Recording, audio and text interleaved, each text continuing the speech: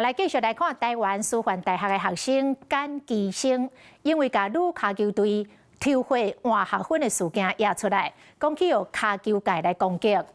全国代理甲代课教师工会理事长黄尚先伫面册铺文挺这个简同学，讲只要有人敢用关系人脉影响到简同学的教职生涯，只要伊知影，伊一定会公布。 台师大骹球队的抽血争议，校方拜六召开记者会公开道歉，不过代志也未收煞。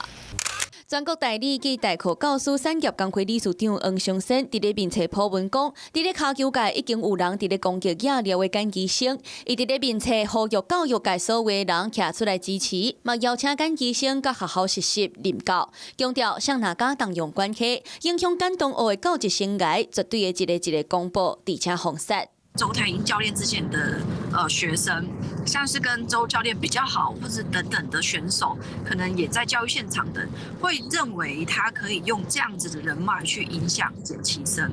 那我会站出来的原因是想要让这些有这样子想法或错误观念的念头的人知道，其实教育现场的人并不是这么支持这样子的作为。嘛有学校认为简同学真勇敢，邀请伊去执教。不过简同学回应讲，家己已经退出台湾的骹球界，将来唔捌想要去做教练，会拍拼读教程，通常是向体育老师发展。不过想袂到会互当作试验的对象。基本上已经日益不把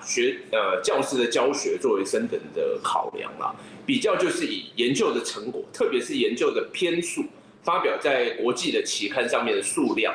但是这个过程里面，如果他们没有一个好的学风，产生很多系统性的扭曲我们要考虑对教学的冲击，对于学生的冲击。一般大学的教授要拼升等，争取政府发展大型的计划，研究计划是关键。即马惹出抽血论文的争议，教育部嘛表示会邀请国科会甲卫福部开会，全面调查周台英甲陈中庆涉及的研究计划，嘛查清敢是有体育署的补助，嘛讨论敢要撤销周台英的教练证，互学生一个交代。